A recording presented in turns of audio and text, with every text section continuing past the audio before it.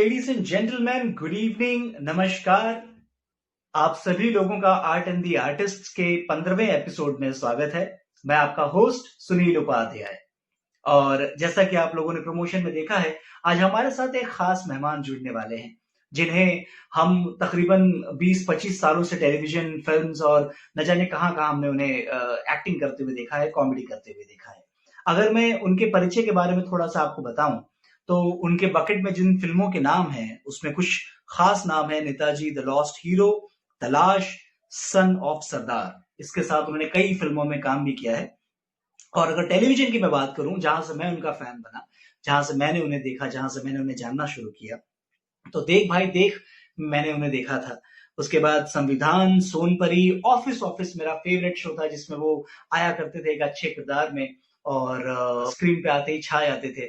और उसके बाद उनकी जिंदगी का सबसे खूबसूरत काम मेरे लिए, मैं कहूंगा ये बात क्योंकि उन्होंने बहुत सारे काम किए, मेरे लिए उनकी जिंदगी का सबसे खूबसूरत काम लापता गंज, जहां पे लल्लन जी के किरदार में उन्होंने आप सब लोगों को गुदगुदाया, हंसाया। और आज आपके बीच हमारे वही खास मेहमान हम जुड़ने वाले हैं। और जो हमारे मेहमान हैं आज शाम के, उनका नाम है मिस्टर राकेश श्रीवास्तव। अब मैं राकेश जी से रिक्वेस्ट करूंगा कि वो हमारे लाइव सेशन में जुड़ जाएं। नमस्कार राकेश जी, नमस्कार नमस्कार, गुड इवनिंग, बहुत बहुत स्वागत है आपका। मेरी खुशकिस्मती कि आपने वक्त निकाल करके वैसे हमसे किसी ने कहा नहीं, अब चूंकि आपने कहा इसलिए हम इस प्रोग्राम में आ गए। क्या बात है, क्या बात है, क्या बात है। मुझे व्हाट्सएप पे कल से लेकर आज तक जितने मैसेज आए हैं, सब मुझे कह रहे हैं यार ये वैसे मुझसे किसी ने कहा नहीं, वही ललन जी आने वाले। मैंने बोला हाँ, वही ललन जी आने वाले, आपके चहेते, आपके पसंदीदा, आपको गुदगुदाने। बहुत बहुत धन्यवाद, बहुत बहुत शुक्रिया सर आपका, आज हमारे एपिसोड में आप समय निकाल करके आए हैं। हमें भी खुशी है कि हम बहुत सारे लोगों से आज मिलेंगे, आपसे मिले और खूब सारी बातें करेंगे। जी सर, बिल्कुल। आज की शाम की शुरुआत करते हैं। जो हमारे साथ लाइव ऑडियंस जुड़े हैं 40 लोग, उन सभी लोगों का स्वागत है आज के एपिसोड में। आपके गेस्ट आपके सामने हैं, अगर आपकी कोई सवालात होंगे तो आप कमेंट बॉक्स में पूछिएगा, मैं वो सवाल फीचर करूंगा और आज के इस लाइव सेशन का आप लोग आनंद ले सकते हैं। राकेश जी, आज की ध्यान रखें, करने से पहले ध्यान रखें, मैं उन लोगों से कह रहा हूं, जब से हमसे कहा नहीं जाएगा जब तक मैं कुछ जवाब नहीं देने वाला हूं, पहले बता देता हूं, इसलिए सवाल जरूर करें। बिल्कुल बिल्कुल। अब बोले। एक मैं हूं और एक ऑडियंस है, जनता है, जो आपको, बहुत सारे लोग हैं जो आपको फिल्मी दुनिया में आने के बाद से जानते हैं, आपके काम को, आपके कॉमेडी को हमने फिल्मों में आने के बाद देखा है। राकेश श्रीवास्तव पर्सनली कौन है, कहाँ से उनकी शुरुआत हुई, कहाँ उनका जन्म हुआ, कहाँ पढ़ाई लिखाई हुई, फिल्मों में आने से पहले का उनका सफर क्या था सर? राकेश श्रीवास्तव एक छोटा सा नन्हा सा मुन्ना सा बच्चा था। उसके पिताजी रिजर्व बैंक में नौकरी करते थे और शहर शहर घुमा करते थे स्टेट कैपिटल्स में।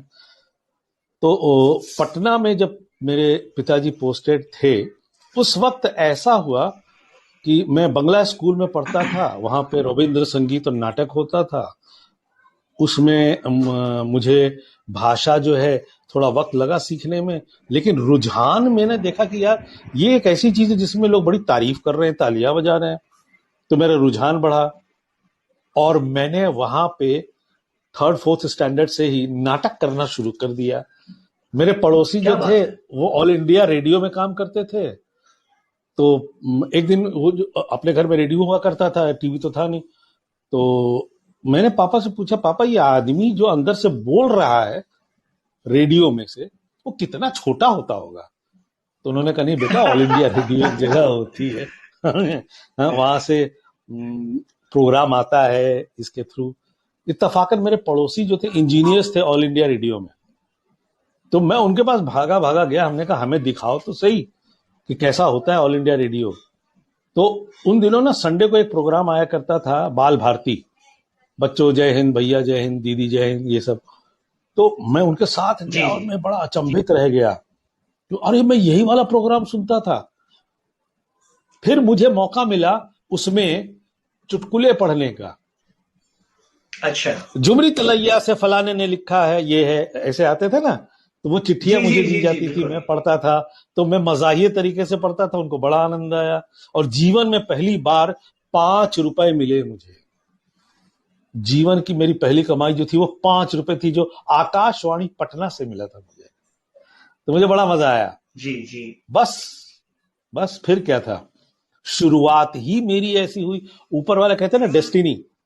डेस्टिनी जी इतनी अच्छी थी, बंगला स्कूल में पढ़ा, ये सब होती रही। और ऑल इन तो मैं रेडियो में लगातार जाने लगा, प्रोग्राम करने लगा, और अपने स्कूल में नाटक वगैरह करने लगा। फिर पापा का ट्रांसफर अलग अलग जगह पे होता रहा, तो मैं केंद्रीय विद्यालय में मेरी पढ़ाई हुई कई जगहों पे। तो वहां पर भी ऐसे कल्चरल एक्टिविटीज हुआ करते थे। और धीरे धीरे जब बड़ा हो गया, पापा का ट्रांसफर लखनऊ हुआ, मैंने ग्रेजुएशन किया, तब तक पापा को समझ में आ गया था कि ये जरूर खानदान का नाम जो है खराब करेगा। क्योंकि उन दिनों जी डॉक्टर इंजीनियर ही बनते थे ना लोग। 2 लड़के, एक डॉक्टर बिल्कुल बनेगा, एक बिल्कुल। इंजीनियर बनेगा। पूछा उन्होंने, समझ तो गए थे अभी तक। तो बोले, अच्छा बेटा ये बताओ क्या करना चाहते हो। मैंने कहा पापा मैं ये करना चाहता हूँ, मैं अभिनय करना चाहता हूँ, मैं थिएटर में, फिल्मों में, टेलीविजन में। उन्होंने कहा जाना है तो प्रॉपर तैयारी करके जाओ, क्योंकि तुम्हें वहां कोई जानता नहीं है। तो हिंदुस्तान में 2 ड्रामा स्कूल्स हैं, एक national school of drama Delhi है, और दूसरा भारतीय जी नाट्य अकेडमी लखनऊ। तो मैं लखनऊ में जी था, मैंने कोशिश की, मेरा दाखिला हुआ। मैंने वहां से 2 साल का डिप्लोमा किया, 1 साल मैंने इंटर्नशिप की वहां से, और साल भर फ्रीलांसिंग करने के बाद मैंने 2 साल वहां पढ़ाया, करीबन 2.25 साल।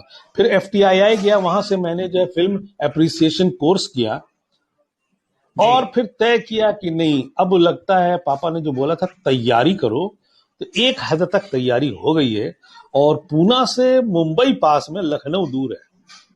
तो एक काम जी करो, गाड़ी पकड़ो, मुंबई निकल जाओ। यहां आ गया, और तब से सतत जी प्रयास में हूं। ऊपर वाले की मेहरबानी है। पापा ने एक ही चीज सिखाई थी कि बेटा जो भी बनना जिंदगी में, अपना एक स्टैंडर्ड लेकर के काम करना। अगर तुमको लोहे का काम करना है तो टाटा का स्टैंडर्ड का रखना, और अगर चमड़े का काम करना है तो बाटा का स्टैंडर्ड का रखना। तो मैंने उनके क्या इस बात बात है, को क्या गांठ बात बांध लिया। जब मैं भारतीय नाट्य अकेडमी में पढ़ रहा था, मेरे गुरु श्रीराज बिसारिया साहब थे, और अनुपम खेर साहब वहां मेरे टीचर थे उन दिनों। वो आ है। अच्छा चुके थे और एक स्टार बन चुके थे। तो जब यहां पहुंचा तो उनसे मैंने पूछा कि सर, वहां तो शिक्षा हो गई, यहाँ की भी कुछ शिक्षा दे दे। तो उन्होंने कहा राकेश देखो, यहाँ पे कोई तुम्हें IAS PCS की तैयारी नहीं करनी है।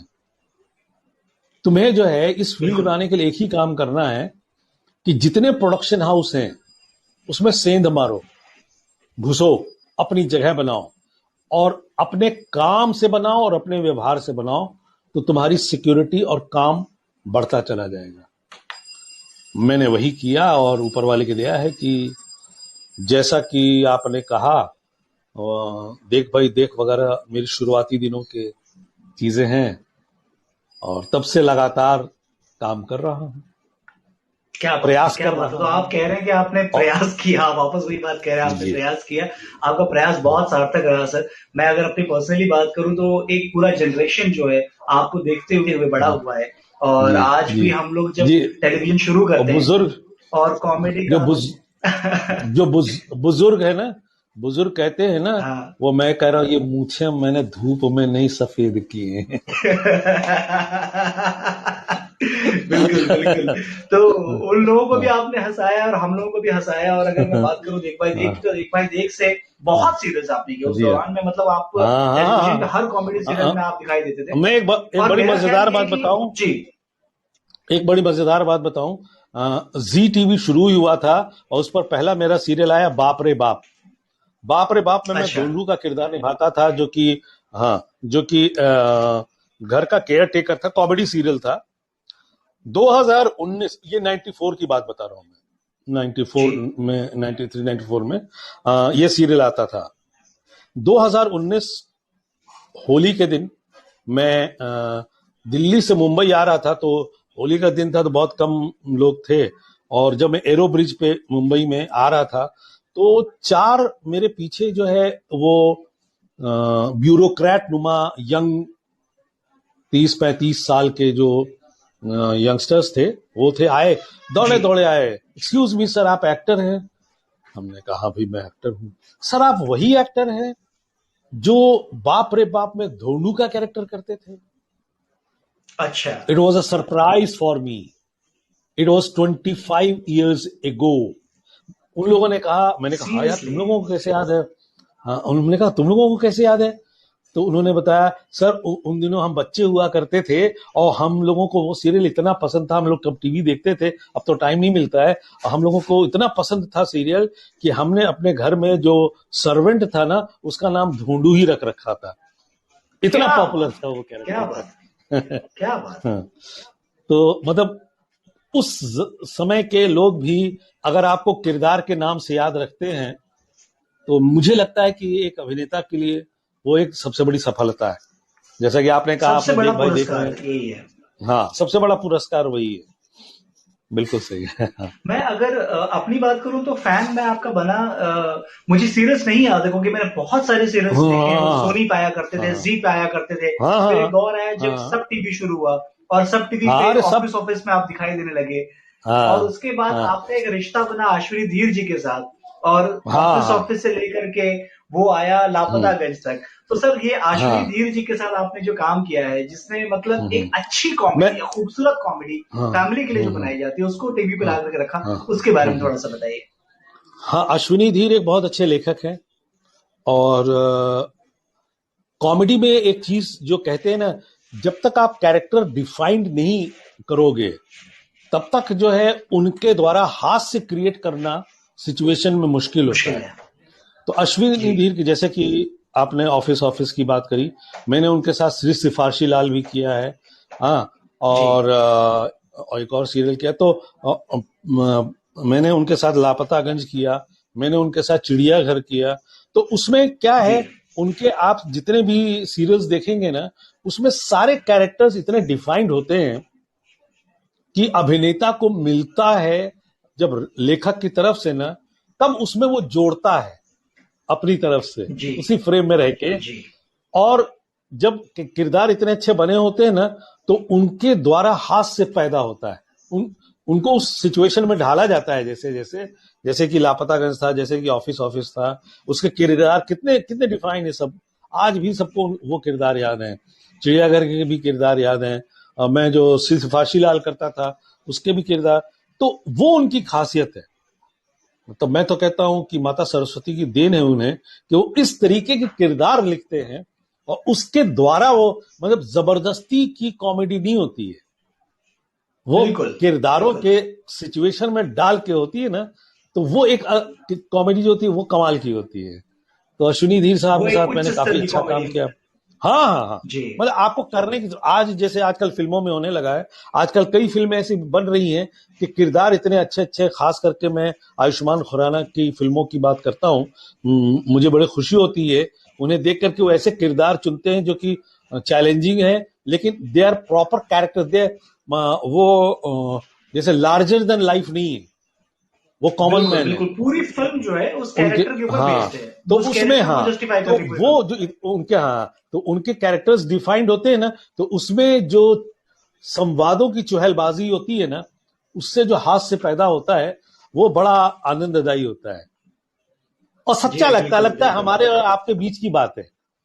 वो किरदार हमारे बिल्कुल, और आपके बिल्कुल। पास का है, वहां बैठा हुआ है। बिल्कुल, एग्ज़ैक्टली ये चीज़ मैंने ऑब्ज़र्व हाँ, करी थी जब ऑफ़िस ऑफ़िस शुरू हुआ था। मुझे याद है, आज भी हम लोग रिपीट देखते हैं, मैं और मेरे डैडी, डॉक्टर राजेश हाँ, हाँ, उपाध्याय अभी लाइव जुड़े भी हैं इस सेशन में। हम लोग ऑफ़िस अच्छा, ऑफ़िस अच्छा, का अच्छा। हर एक एपिसोड देखते थे, और वो चैनलों हम्म, को भी स्विच किया उस शो ने, कई सारे अलग-अलग हाँ, चैनलों पे चला। हम्म, और अवार्ड्स के अगर बात करें तो सारे रिकॉर्ड जितने भी होते हैं इंडियन टेलीविज़न इंडस्ट्री में, हाँ, वो सारे के सारे रिकॉर्ड्स उसने तोड़े। तो वहाँ से आपका हाँ, रिश्ता हाँ, बना अश्विनी धीर जी के साथ, और हाँ, हाँ, लापतागंज तक वो आया। लापतागंज के हाँ, बारे में मैं आऊंगा, उसके पहले एक सवाल हाँ, जो ऑडियंस की तरफ से आया है वो मैं फीचर कर रहा हूं, आपको स्क्रीन पे भी दिखाई देगा। I know you from just a my child. Second. हाँ, अरे राहुल गौतम, ओहो, you were my teacher, yes, Dayanand शिशु मंदिर में। मैंने जब ड्रामा स्कूल से पढ़ाई की ना, तो उसके जी बाद जब मैंने बताया ना 1 साल फ्रीलांसिंग वगैरह की, तो उसमें क्या ना, उस जमाने में जो है ना प्रोफेशनल थिएटर्स ज्यादा नहीं थे। तो हमारे टीचर थे हेमेंद्र भाटिया साहब, उन्होंने मुझे सुझाया कि बेटा तुम एक काम करो, तुम जितने भी स्कूल्स है ना उसमें जाकर के चिल्ड्रन थिएटर्स वर्कशॉप्स वगैरह शुरू करो। तो वो राहुल गौतम दयानंद शिशु जी, वो सब मंदिर में आपने लखनऊ में पिक्चर्स पढ़ते किए हैं। थे। हाँ हाँ। अच्छा, तो हाँ, आर उनके यू साथ मैंने डूइंग 2 एनी नाटक बॉलीवुड किए मूवी हैं, करेंटली? आई वॉन्ट यू, अच्छा, I see you in comedy role, serious roles etcetera, what type of character is near to your heart. इसका जवाब ये है कि राहुल बाबू, मेरे गुरु ने मुझे एक चीज सिखाई थी, श्री राज बिसारिया साहब ने, पद्मश्री, कि अभिनेता को एक क्लीन स्लेट की तरह होना चाहिए। जो लेखक लिख के देता है और जी, निर्देशक जिस तरीके से उसको कंसीव करता है, एक्टर को एक गीली मिट्टी के लोंदे की तरह होना चाहिए, कुम्हार का, वो उसको उस तरीके से किरदार को ढाले। तो मेरा जो बिल्कुल, बिल्कुल। तरीका है, मेरी स्कूलिंग जो है, उस हिसाब से मेरे लिए हर कैरेक्टर जो है ना नियर टू माई हार्ट है। अगर वो नियर टू जी, माई हार्ट नहीं है तो मैं किसी भी किरदार के साथ 100% न्याय नहीं कर पाऊंगा। क्योंकि बिल्कुल, हमारी स्कूलिंग में बिल्कुल, वो है कि हम किरदार जीते हैं। क्या लिखा है सर? बिल्कुल। Are you doing any Bollywood movies? हाँ, बताता हूं, जी, उसका जवाब भी देता हूं। हाँ, तो जब तक वो पूरा नहीं, हम जिएंगे नहीं ना, अगर मैं बिलीव नहीं करूंगा किरदार में, तब तक मैं सुनील को या राहुल को उसमें बिलीव नहीं करवा पाऊंगा। तो इसलिए हर एब्सोल्युटली। कैरेक्टर को आपको जो है ना निभाने के, तो आपको नियर टू हार्ट, क्या हार्ट के अंदर ले जाना पड़ता है। तो राहुल से मैं आत्मा ये तक ले जाना होता है आपको, बिल्कुल, आत्मा, बिल्कुल। आपको आपको उसको अपनी आत्मा जो है ना, मैं उस किरदार को लेके आना पड़ता है। हाँ, मैं बॉलीवुड मूवीज कर रहा हूँ। ऐसा हुआ कि पहले ये देख रहे हैं ना, मैं मूछे नहीं रखता था, प्लेन रखता था, क्योंकि अलग मैंने ऑफिस वो FIR में 4.5 साल अलग अलग किरदार निभाए हैं। तो उस दौरान जो है ना, हर दूसरे एपिसोड में अलग अलग किरदार करते थे। तो मैं बाल छोटे रखता था, क्यों? क्योंकि गेटअप्स लेने में आसानी रहती थी। लॉकडाउन में मैंने ये बढ़ा लिया, और उसके बाद मेरा एक अभी मेटामॉर्फोसिस, मेरा एक शॉर्ट फिल्म है मेरी, जो जी, इंटरनेशनली एक्लेम्ड है। चाइना में उसके लिए फिल्म को, और मुझे फिल्म को बेस्ट शॉर्ट फिल्म का अवार्ड मिला इंटरनेशनल, और मुझे बेस्ट एक्टर का अवार्ड मिला। वो बहुत ही क्या संजीदा बात है, विषय, क्या बहुत ही बात है। सीरियस सब्जेक्ट है। उसको देखने के बाद लोगों को ये समझ में आया कि नहीं यार, ये आदमी सिर्फ कॉमेडी नहीं करता है, ये लोगों को रुला भी सकता है, सिर्फ हंसा ही नहीं सकता बिल्कुल, है। बिल्कुल। तो अभी मैं, हालांकि वो कॉमेडी फिल्म है, वो 3 दिन मैंने अभी एक फिल्म की है, राज आशु की फिल्म है, जिसमें मैं हूं, संजय मिश्रा हैं, राजेश शर्मा है, चंदन सान्याल है, पूर्वा जी हैं, समझे? वो एक बड़ी अच्छी कॉमिक थ्रिलर है, जो कि गांव कस्बे के ऊपर आधारित है। अभी मैं एक और फिल्म कर रहा हूं फिलहाल, एक चंक करके आया, करने जा रहा हूं। उस फिल्म का नाम है देहाती डिस्को।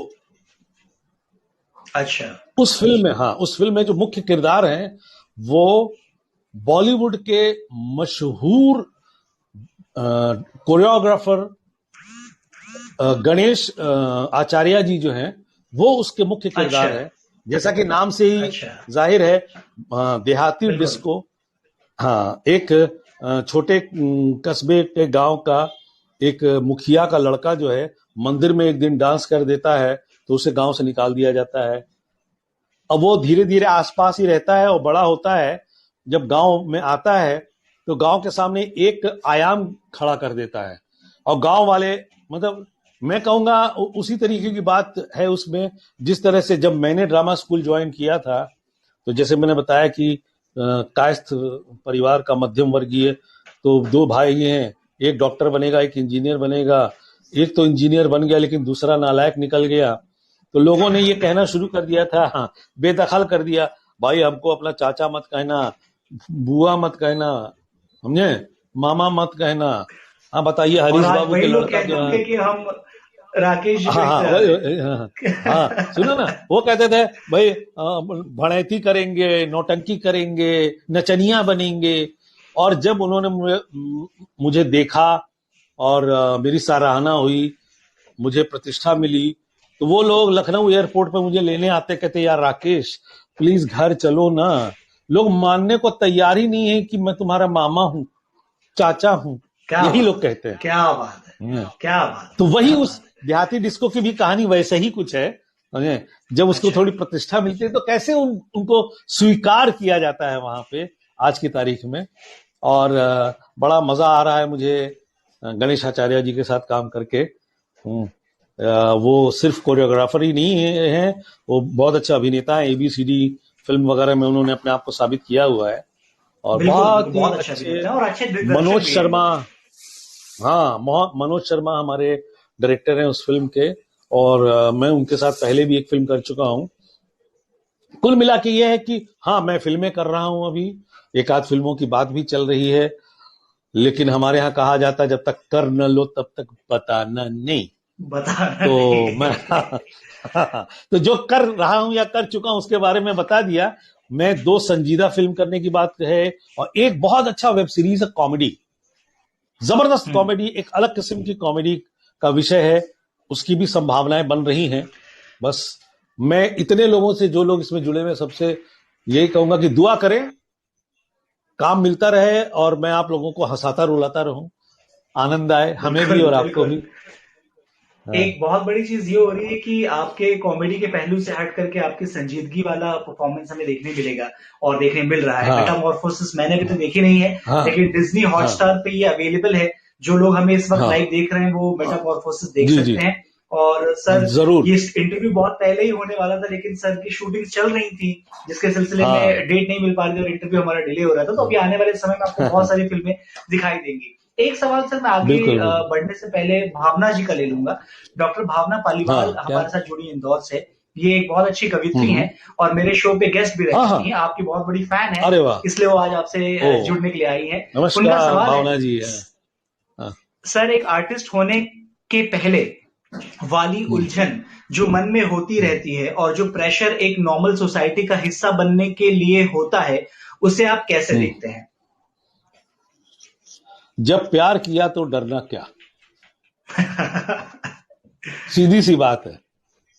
मैंने जी। कहा ना बचपन में ही, मैंने जैसे कि मैंने, भावना जी सुन रही होंगी तो उन्होंने सुना होगा कि शुरू में ही मेरे रुझान हो गया, और तभी मैंने तय कर लिया कि मुझे तो यही करना है। तो जी। मेरा ये कहना है, जिंदगी पहले खुद के लिए जियो और लोगों को साथ लेके जियो। तो जब तक मैं खुद के लिए नहीं जीऊंगा तो मैं दूसरे के लिए क्या जी सकता हूं। मैं बिल्कुल। ऐसे फील्ड में हूं भावना जी की, मैं अभी तक वही बताता रहा हूं, कितनी थपेड़े खाई हमने, कितनी बार जो है हमारे साथ ऐसा ऐसा हुआ कि नकारा गया। इसीलिए आपने गौर किया होगा भावना जी, मैं तब से प्रयास बोल रहा हूं। प्रयास शब्द का प्रयोग मैं क्यों कर रहा हूं? 2 बिल्कुल। शब्द होते हैं यहां पे, लोग स्ट्रगल बोलते हैं, मैं नहीं बोलता हूं। क्यों? जी। जब कोई काम आप मजबूरी में करते हैं, ये मेरी मेरी सोच है, जब कोई काम आप मजबूरी में करते हैं ना, तो स्ट्रगल करते हैं। लेकिन जब आप अपना सपना पूरा करने के लिए कोई काम करते हैं ना, तो वो प्रयास होता है। बिल्कुल बिल्कुल बिल्कुल। तो भावना जी, रुकावटें तो बहुत आएंगी आपको प्रयास का, आपको सपना अपना पूरा करना है। ये मेरी खुशनसीबी है कि मेरा सपना उस क्षेत्र में जागृत हुआ कि मैं लोगों से जुड़ता हूं, मैं लोगों से बातें करता हूं, लोगों तक पहुंचता हूं, लोगों को हंसाता हूं, और लोग मुझे इतना प्यार देते हैं। तो शुरुआती दौर में तो हर फील्ड में आता है, इसमें ये इसलिए ज्यादा आता है क्योंकि हम खुद चुनते हैं इस फील्ड को। जैसा कि मैंने कहा, अगर मैं पापा से कहता कि मुझे डॉक्टर बनना है ना, तो जमीन जायदाद भी बेच करके लोग बना लेते हैं। लेकिन बोल दो कि एक्टर बनना है, तो कहते घूमो पीछे, 2 तमाचा दिमाग पे, सर पे पड़ता है। बिल्कुल लेकिन नहीं, बिल्कुल।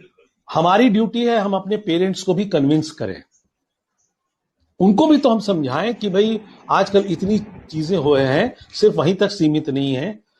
जैसा मैं आज जो भी हूं, मैं अपने पेरेंट्स की बदौलत हूं। अगर उनका सपोर्ट नहीं मिलता तो मैं यहां तक नहीं पहुंच पाता। बिल्कुल। आप लोगों में से और भी जो लोग कोई सवाल पूछना चाहते हैं, आप पूछते रहें। मैं सर से उसके बारे में चर्चा ज़रूर करवाऊँगा। हाँ हाँ सर आगे हाँ। बढ़ते हैं आज के इम्पोर्टेंट सवाल पर, जो है लापता गंज के बारे में। अगर मैं लापता गंज के बारे में बात करूँ, उसके पहले आपको बता दूँ कि कृष्णा भट्ट जी आए थे कुछ दिन पहले आर्ट एंड द आर्टिस्ट में, और लापता गंज में हमने हाँ दिल खोल के बहुत सारी बातें की। और उन्होंने मुझे ये हाँ बताया कि उनकी और आपकी जोड़ी इतनी ज़्यादा मज़ेदार होती थी, ना सिर्फ हाँ ऑन हाँ स्क्रीन, ऑल्सो ऑफ हाँ। Of screen. स्क्रीन मतलब आप शूटिंग आज के भी पीछे भी आप लोग इतनी हम मस्तियां दोनों करते थे, बहुत। और हाँ नजदीक रहते भी हैं हाँ आप लोग। हाँ तो सर हाँ। लापता गंज कैसे हुआ, आपकी कास्टिंग कैसे हुई, और वो जो कैरेक्टर है लल्लन जी का, जो आज आपकी कहीं ना कहीं पहचान भी बन चुका है, वो सर उसके बारे में थोड़ा सा बताइए। ओके। देखिए, पहली चीज है कि मैंने लापतागंज से पहले मैंने जैसा कि कहा था, मैं एफआईआर कर रहा था। एफआईआर में मैं अच्छा। अलग अलग किरदार कर रहा था। लापतागंज में जब लापतागंज शुरू हो चुका था, मेरे ख्याल से 4-5 महीने बाद मुझे अश्विनी ने बुलाया कि राकेश जी एक कहानी करने आ जाओ मेरे लिए, 5 एपिसोड का। उस कहानी का नाम है अतिथि तुम कब जाओगे।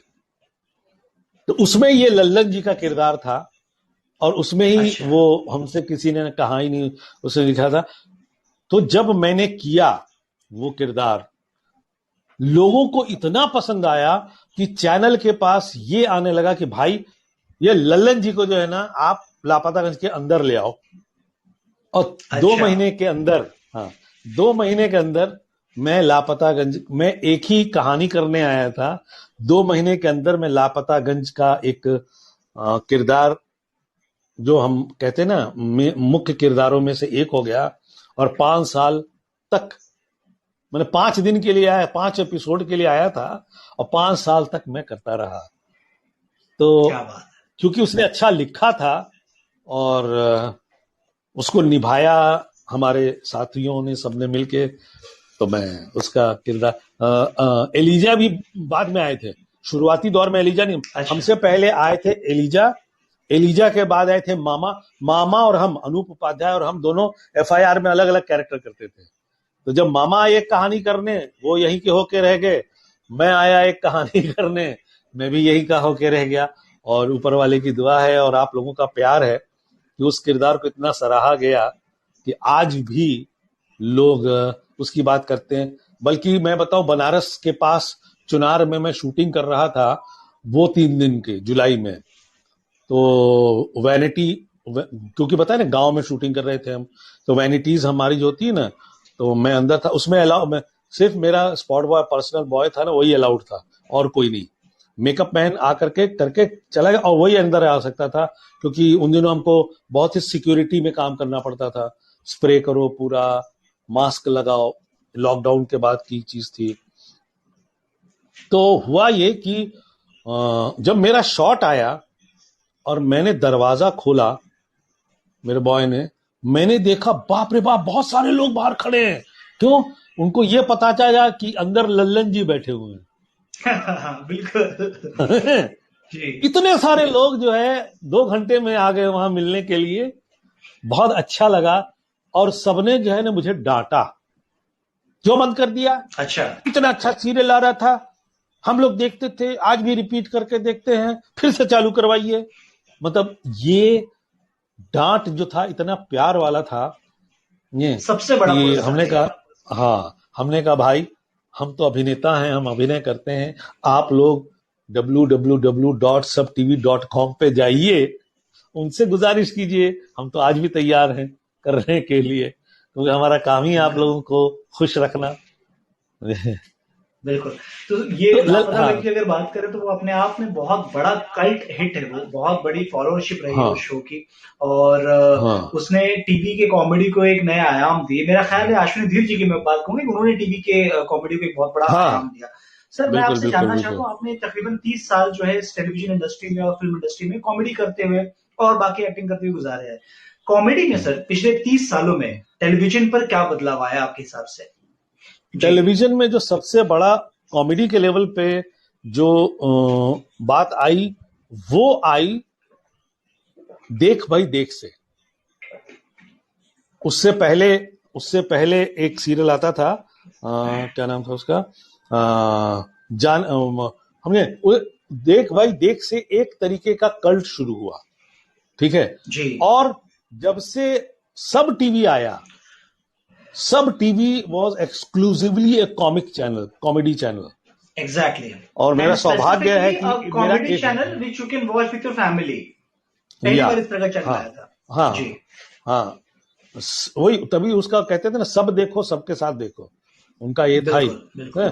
तो हाँ, तो उस पे जो है उन्होंने जिस तरीके की चीजें लेके आए, उसमें तो सबसे अच्छी बात यही थी कि पूरे परिवार के साथ आप देख सकते हो। तो उसके लिए जैसा मैंने कहा ना, आपको डिफाइंड कैरेक्टर्स बनाने पड़ते थे। वही सीरियल्स उसमें ज्यादा चले जिनमें आप के कैरेक्टर्स डिफाइंड रहे, जैसे ऑफिस था, श्री सिफारशी लाल था, बड़े मियाँ छोटे मियाँ था, और यस बॉस सीरियल था उसमें, और जी और फिर इस तरीके के ना जितने अच्छे सीरियल्स जो रहे, जो डिफाइंड रहे, जो हमारे और आपके बीच के किरदारों वाले रहे, और उनसे हास्य जो पैदा होता रहा, वही चलते रहे। तो बाकी में लोगों ने मैं नाम नहीं लेता, लेकिन लोगों ने जो कॉमेडी वो लेके आए कि ये एक्टर्स हैं तो कॉमेडी हो जाएगी, वैसे सीरियल नहीं चल पाए। बिल्कुल बिल्कुल। अभिनेता, हाँ अभिनेता वही कर सकता है जब तक अच्छा लिख के ना आए, जब तक उसको अच्छा कंसीव न किया जाए। उसमें हम जोड़ सकते हैं, जैसे कि लापतागंज की बात कही, तो लापतागंज में ये जो जेस्चर था, ये जेस्चर मेरा था भाई। अश्विनी चाहते थे कि उसको जो एक वो दिखा, तो हमारे आसपास ऐसे किरदार होते, हम वहीं से तो लेते हैं ना, जीवन से। तो वाकई हमारे एक जीजा थे दूर के, वो जब भी आते थे अपने ससुराल हमारे यहाँ आते थे, तो जब तक उनसे कुछ कहा नहीं जाता था तो वो करते नहीं थे, तो वो ऐसे बैठे रहते थे, ये जी समोसा खा लीजिए। समोसा, अच्छा तुम कह रहे तो खा लेते। तो मुझे उनकी याद आई। हाँ जी तो मैंने ये जेस्चर वहां से लिया। फिर अश्विनी ने मुझसे कहा कि राकेश जी, ये जो किरदार है ना, है तो पीडब्ल्यूडी का एक मामूली सा क्लर्क समझ लीजिए, लेकिन अपने आप को आईएएस ब्यूरोक्रेट से कम समझता नहीं। तो हम लोग कुछ इसमें ऐसा करें कि लगे कि समझ तो ये रहा है लेकिन है नहीं। तब तक मुझे एक और अंकल की याद आई। वो अंकल जो है पहले क्या होता था, शादी वादी में ही सूट पहना जाते था, और टाई वाई। तो कॉर्पोरेट वगैरह कंपनी शुरू हुई, तब जाकर के वो सूट या टाई वगैरह का चलन ज्यादा हुआ। तो वो चचा जान जो थे, उनकी शादी में जो इन्होंने एक बार टाई बांधी थी, उनको नॉट बांधना नहीं आता था, तो वो ढीला करके रख लेते थे, और फिर जब भी कोई शादी ब्याह होता था फिर पहन लेते थे। और अपने यहाँ तो रिश्ते बड़े होते हैं ना, तो हर साल में जो शादी का समय होता है, 6-7 लोगों की शादियां हुआ ही करती थी। तो वो धीरे धीरे जो था ना, उनकी टाई छोटी होती चली गई। तो मुझे बड़ा फनी लगता था। हाँ, मुझे बड़ा फनी लगता था। तो मैंने अश्विनी से कहा कि भाई हम ऐसा करते हैं कि वो हमेशा कमीज पैंट एकदम बढ़िया, जिसको बोलते हैं ना सूटर बूटर टाइप का रहेंगे, जूता भी, सोते भी जूता पहन के, अगर तुमने गौर किया हो आपने तो, लल्लन जी सोते भी जूता पहन के थे हमने। तो ये सारे किरदारों जो है ना, इनसाइट्स ही आपने बताए थे वहां पे। हाँ तो अच्छा। हाँ तो वही मैंने जब लेखक लिख के अच्छा देता है ना, तभी एक्टर ऐड कर सकता है। हमने भी सजेशन दिया, तो उस पर थोड़ा सा ये हुआ कि यार कभी किसी को छोटी टाई पहने हुए देखा नहीं है। हमने कहा तभी तो दिखाना है कि किसी को देखा नहीं है। समझते हैं अपने आप को आईएएस ऑफिसर पहनते हैं छोटी सी टाई। तो ये हुआ कि चैनल वालों ने भी कहा कि राकेश जी वो चलेगा। हमने कहा देखो एक काम करते हैं, पहन के देखते हैं, अगर लोगों ने स्वीकार किया तो आगे रखेंगे, नहीं किया तो लंबी कर लेंगे। लेकिन वो 5 एपिसोड में ही हंगामा हो गया छोटी टाई वाले लल्लन जी। लोगों ने ये कहना शुरू कर दिया छोटी टाई वाले लल्लन जी। तो फिर वो चलता रहा 5 साल तक पूरा। बिल्कुल।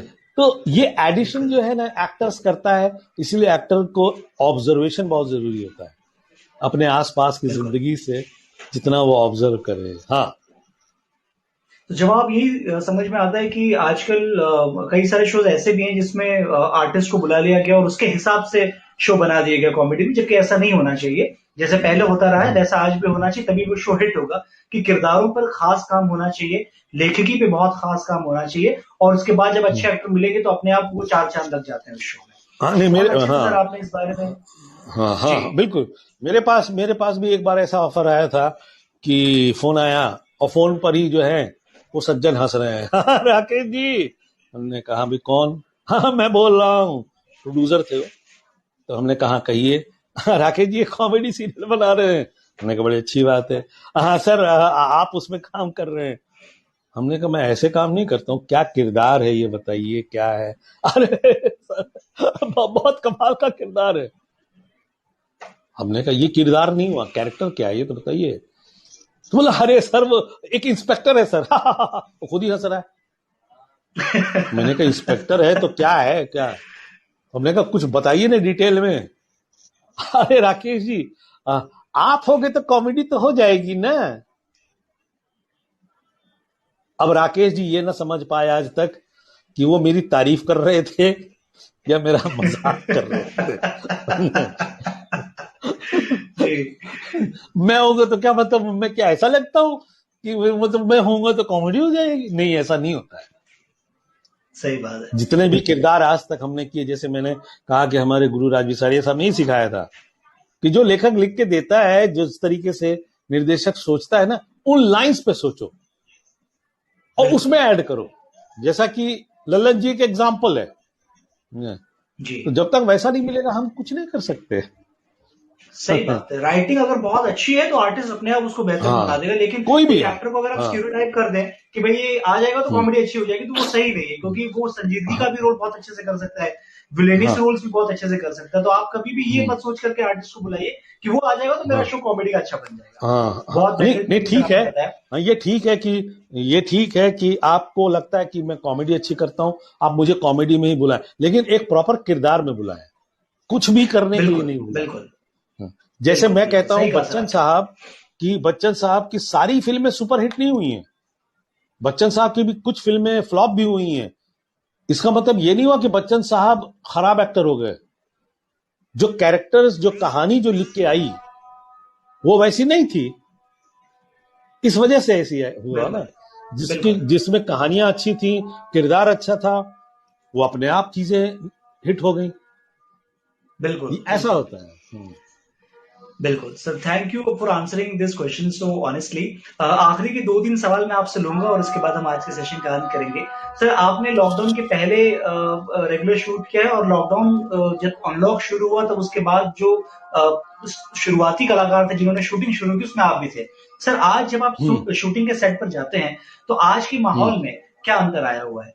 मतलब लोग आपको देखते हैं काम देख, करते हैं, लेकिन उनको पता नहीं कि एक्टर को कितनी जद्दोजहद करनी पड़ती है सेट पे जाने के बावजूद। तो सर, वहां पे आज के हाँ, डेट में क्या अंतर आया हुआ है? जैसे कि मैंने बताया जुलाई में मैंने काम शुरू किया। मुंबई में नहीं किया, बनारस के आगे चुनार में किया। तो जैसा मैं बता रहा था अच्छा। अभी कि हम पहले जो है ना, हम कहीं भी बिठा दो, कुछ भी खिला दो, किसी भी तरह से रह लो।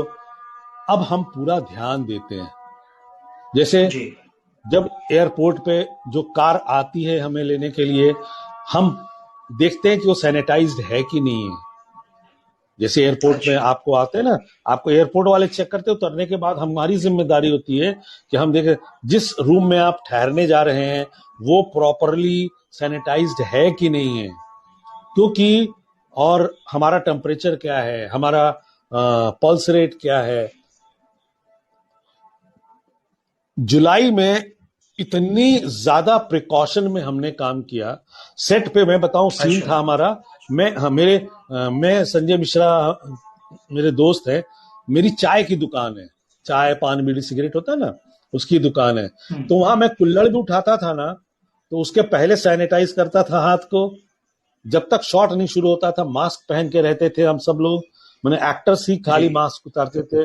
और जैसे ही शॉट खत्म हो जाता था, तुरंत जो मेरा बॉय ला करके सैनिटाइजर देता था, हम लोग सैनिटाइज करते थे। अभी क्या हो गया ना, जैसे एक जमाने में ऑटोग्राफ चलता था, अब सेल्फी लेना जो है लोगों के लिए बड़ा मतलब ऑटोग्राफ जैसी चीज हो गई है। तो बिल्कुल वहां पे बिल्कुल, जो एवरीबॉडी जो will come crowd close to होता था यू ना, and start clicking Lallan ji, pictures. Lallan ji, जी जी जी। हाँ वहां भी लल्लन जी बुलाते थे, लल्लन जी सेल्फी लेनी है। हमने कहा नहीं बाबू, सेल्फी नहीं ले सकते, अपना बिल्कुल कैमरा जो बिल्कुल। है मेरे बॉय को दे दो, हाँ दूर खड़े रहो और फोटो ले लो, वो चलेगा। क्या होता है ना, सेल्फी में लोग कंधे पे हाथ रख लेते, ऐसे करके लेते हैं। बिल्कुल बिल्कुल बिल्कुल आपको बिल्कुल। डिस्टेंस मेंटेन करना है। तो इन दो सारी गज की दूरी चीजों मेंटेन का, करना ही करना है। हर चीज का ख्याल रख करके हमको शूटिंग करनी पड़ती है। क्यों? क्योंकि किसी की भी सेट पे कोई बीमार ना पड़े, अगर एक पड़ेगा तो उसका असर सब पे पड़ सकता है। हमने पहले हम लोग बेफिक्र होकर काम करते थे, लेकिन कोरोना के बाद हम सब लोग जो है ना इतने सतर्क होकर काम करते हैं कि किसी पर किसी तरीके का दुष्प्रभाव ना पड़े। कोरोना ही बिल्कुल नहीं, बिल्कुल। मतलब सर्दी खांसी भी ना हो किसी को, बुखार भी ना हो, इन चीजों का भी ध्यान रखा जाता था। खाना भी हम लोग डिस्पोजेबल्स में खाने लगे, कि वो खा के उसको जो है डिस्पोज करने वाले। क्योंकि होता क्या है कि पहले प्लेट कम पड़ गया, 4 प्लेट धो के ले आए लोगों को, और हमारे जो टेक्नीशियंस हैं उनको दे दिया खाने को इस तरीके। लेकिन नहीं, पूरी तौर से, अभी भी मैं जो गया था शूट पे, वहां पर भी पूरी तौर से हर चीज का ख्याल रखा जाता है। मास्क सब लोग पहनते, और litres and litres of sanitiser रोज सेट पे खर्चा होता है। हमारे प्रोड्यूसर का एक खर्चा बढ़ गया है वो जी मास्क का हमारे जी। पास स्टॉक रहता है। अगर किसी का मास्क फट गया या कहीं से, भाई होता है ना, रबर होती है ना, वो निकल गया, तुरंत दूसरा मास्क लगाओ। इस तरीके से रखो अपने को। जो लाइटमैन वगैरह है उनको ग्लव्स वगैरह दिया गया, ताकि जो है जो हमारे स्पॉट बॉयज हैं, ग्लव्स वगैरह जिनको काम करना है, इस सब तरीके से बहुत सतर्क होकर काम करना पड़ रहा है। बिल्कुल अब बिल्कुल, मैं अब चाह वो रहा था कि हमारे अब वो ऑडियंस धीरे इस चीज धीरे, के बारे में जान पाए। हाँ अब वो धीरे धीरे हमारी आदत में शुमार हो गया है हमें। बिल्कुल बिल्कुल, this is the new normal. अब ये कहते हैं कि ये दिस इज द न्यू हाँ नॉर्मल। अब तो दिस मैं इज चाह न्यू रहा था कि हमारे नॉर्मल, ऑडियंस यस। को ये पता चले कि न्यू नॉर्मल हाँ, शूटिंग इंडस्ट्री में, फिल्म इंडस्ट्री में कैसे चल रहा है और किस तरह पूरी काम हो तौर रहा है। से, तो बहुत बड़े पूरी तौर पैमाने से। पे देखभाल की जा रही है, सुरक्षा की जा रही है, और आर्टिस्ट भी ध्यान हम्म, दे रहे हैं और टेक्नीशियंस भी ध्यान दे रहे हैं कि वो अपनी पर्सनल प्रिकॉशन भी पूरी तरीके से लेते हाँ रहें। हाँ। देखिए सर, इसी के बारे सरकार में ने भी, राहुल जी ने कुछ कहा है मेरी कि नजर में सरकार ने भी पूरा ध्यान दिया। और जी जरूरी यह है कि हम खुद ध्यान दें। हमने, बहुत जरूरी मैंने है, मेरी मेरी बहुत जरूरी गुजारिश है हर एक से कि हम इंडिविजुअली अपना ध्यान देंगे ना, तो हम सब सुरक्षित रहेंगे। है। बिल्कुल देखिए मैं बिल्कुल, काम आई करके आ टोटली रहा एग्री हूँ, टू दैट दो दो सर। जगह काम करके आया, मैं सुरक्षित हूँ, क्योंकि मैंने सुरक्षित, अब वो ये किस्मत की बात मैं नहीं करता, लेकिन हाँ कम से कम कोशिश तो हमें अपने पूरी तौर से करनी चाहिए। हम सब मिलके कर रहे हैं। सही बात है। हाँ। सही बात है। इसी क्या पे पूछ राहुल रहे जी ने थे? कुछ कहा है कि लापतागंज में कोरोना की जैसी बीमारी के बारे में बताया गया था।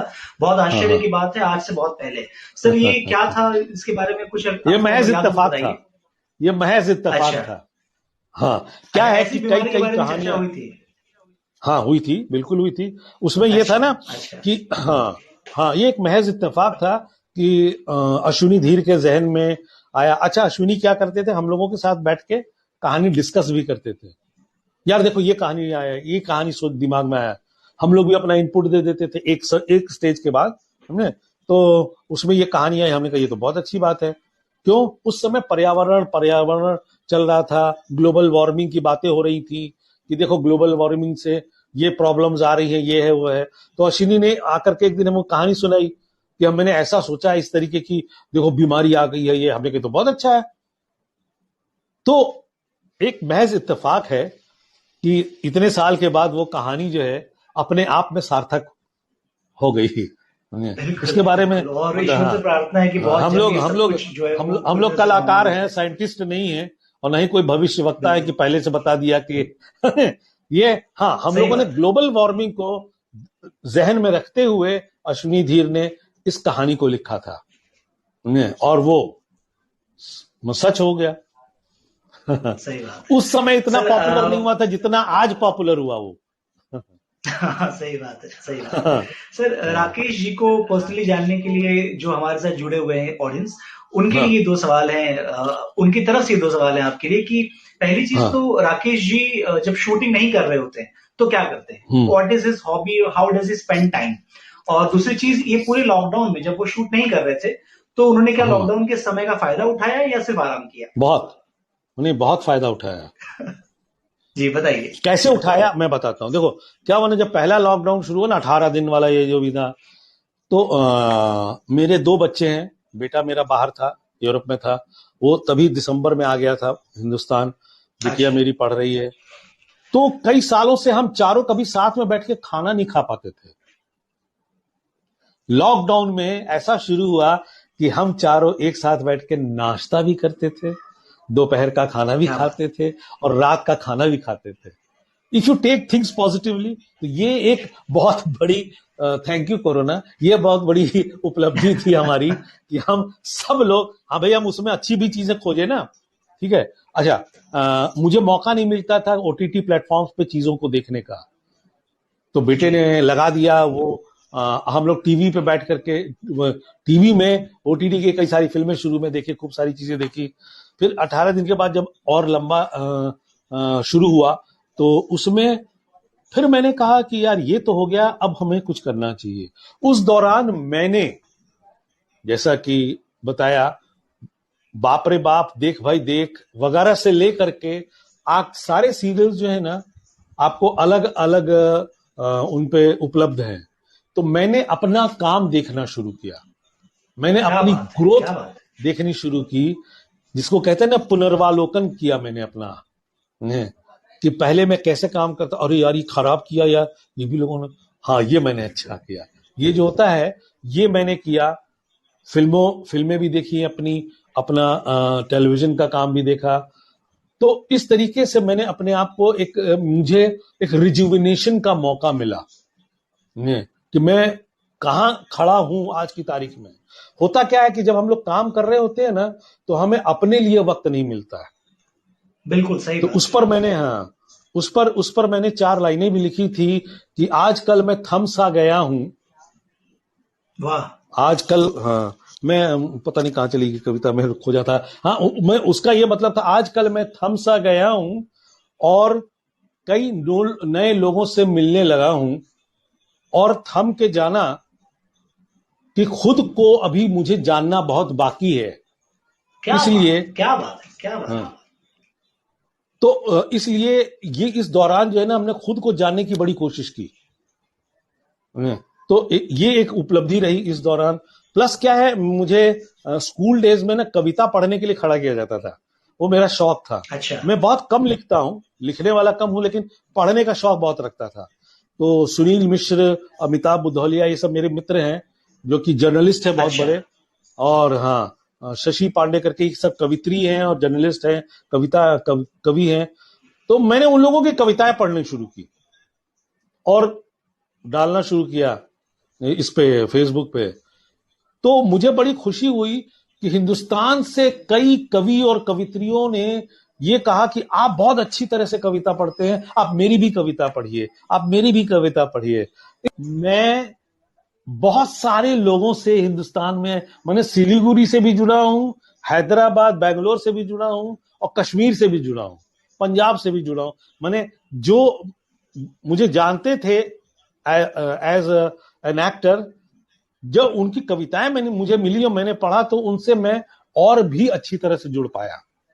तो मैं ये कहूंगा कि लोग मुझसे जुड़े हुए थे, मैं लोगों से नहीं जुड़ा था, उसका भी मुझे एक और अनुभव हुआ, और साथ मिला मुझे लोगों का, इस तरीके बिल्कुल, से बिल्कुल। इस मतलब समय में। ये जो आपने बात बताई कि 3-4 महीने आपने अपने पुराने सारे कामों को निकाल करके देखा और अपनी हाँ ग्रोथ को, अपने डेवलपमेंट को हाँ आपने ऑब्जर्व किया, और मेरे ख्याल है कि हाँ उसने बहुत हेल्प किया होगा आपको ये समझने में कि as an actor how have you evolve, how have you developed yes yourself. Yes तो ये बहुत यस अच्छी चीज आपने की। अभी अगर जिनके पास वक्त है उन लोगों को इससे सीख लेनी मैं चाहिए तो कि अभी अपने भी कहता पुराने, हूँ। हाँ आप कॉर्पोरेट में हाँ हाँ हैं, आप हाँ पढ़ाई कर रहे हैं, आप अपने हाँ पिछले ट्रैक रिकॉर्ड को निकाल लें और देख लें सारे जीवन के अभी तक के कर्म को कि आप कैसे हाँ उसमें ग्रोथ कर सकते हाँ हैं, डेवलपमेंट कर सकते हैं। राइट सर आपने राइट जो भी काम किया है आज तक टेलीविजन पर, फिल्म्स में, ओटीटी पर, उसने एक कॉमेडी को नया परिभाषा दिया है।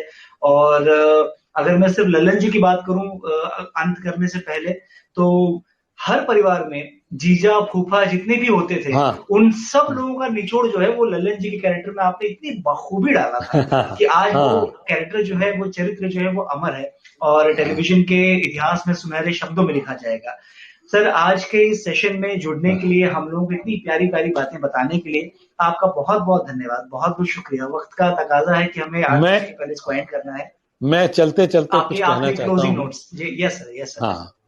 हाँ मैं अभिनेता तो हूँ लेकिन साथ में एक इंसान भी हूँ, और एक जी इंसान के तौर पे और समाज का एक हिस्सा होने के नाते मैं अपने कुछ दोस्तों से इस बीच जो मैंने कुछ चीजें देखी हैं उस पर मैं एक गुजारिश करना चाहता हूं अपने जी बिल्कुल सर, दोस्तों स्वागत से। है। जी सर। एक समय तक माँ बाप की जिम्मेदारी होती है बच्चे के लिए, और एक समय के बाद बच्चों की जिम्मेदारी होती है माँ बाप के लिए। क्या बात है। मैंने इस दौरान बहुत चीजें देखी, उसमें यह देखा कि कई लोग इस चीज को नकार रहे हैं। तो मेरी उन सब से गुजारिश है कि अब आप जब इस लायक हो गए हैं कि अपने माता पिता की जिम्मेदारी लें, क्योंकि एक समय तक माता पिता ने आपकी जिम्मेदारी ली है, प्लीज प्लीज माता पिता को अलग न रखें, अपने साथ रखें, अपना हिस्सा बना के रखें। क्योंकि उनको जो है ना, हम जिस संस्कार में पले हैं उनमें उनको यही चाहिए, तुम नमक रोटी खिला दो मुझे लेकिन प्यार दो, साथ रखो। इस क्या दौरान बात मैंने है, क्या नोटिस बात। किया है कि बहुत सारे लोगों ने इस चीज पर गौर नहीं किया। उन्हें समझ गए होंगे आप मैं क्या कहना चाहता हूं। तो प्लीज जी जी बिल्कुल। आप सब लोग पेरेंट्स का ख्याल रखें, अपने साथ रखें, ताकि अंतिम सांस तक उनके अंदर एक सुकून रहे। दूर करेंगे ना क्या बात। तो उसी दिन वो गुजर जाएंगे। बस क्या इतना ही बात है, कहना क्या चाहता बात था। है। दूर करेंगे उस दिन वो गुजर जाएंगे, जिसकी उंगली थाम कर हाँ हमने चलना सीखा है, बोलना सीखा है, हाँ वाकई। शब्द लिखने हाँ सीखे हैं, आज उनको चलाने में हमें तकलीफ होती है। ये चीज सबको हाँ संदेश लेना चाहिए, यहाँ से समझना चाहिए। जी और जी अपने जी साथ जी साथ अपने माँ बाप का ख्याल रखना बहुत जी हाँ, जरूरी है। बिल्कुल बिल्कुल इस बिल्कुल। संदेश के साथ आज राकेश जी के साथ हमारा ये जो लाइव प्रसारण था ये अंत पर आता है। जितने ऑडियंस हमारे साथ जुड़े थे उन सबका बहुत बहुत धन्यवाद। और राकेश जी, तहे दिल से बहुत बहुत शुक्रिया आपका। हाँ, ईश्वर आपके जीवन को हमेशा खुशियों से भरे बस वैसे तो हमसे किसी ने कहा नहीं था लेकिन अब मैं कह रहा हूं कि बड़ा आनंद आया, रहे। बड़ा जी जी आनंद जी। आया आपसे बात करके। और मुझे खुशी है इतने लोग जुड़े, क्योंकि मेरा ध्यान उन पे नहीं था, अपनी बातों पे ज्यादा था, क्योंकि आप बिल्कुल ध्यान दे बिल्कुल रहे थे। बिल्कुल तो उन सब का भी बिल्कुल। मैं शुक्रिया अदा करता हूं जो लोग जुड़े थे। अगर धन्यवाद। आपके कुछ और सवाल होंगे तो आप फेसबुक पर सर को मैसेज कर सकते हैं, वक्त निकाल के सर हाँ आपको रिप्लाई कर देंगे। Thank you so much. I will हाँ ब्रिंग दिस हाँ session to an end now sir. Thank you so much. God bless you thank sir. You.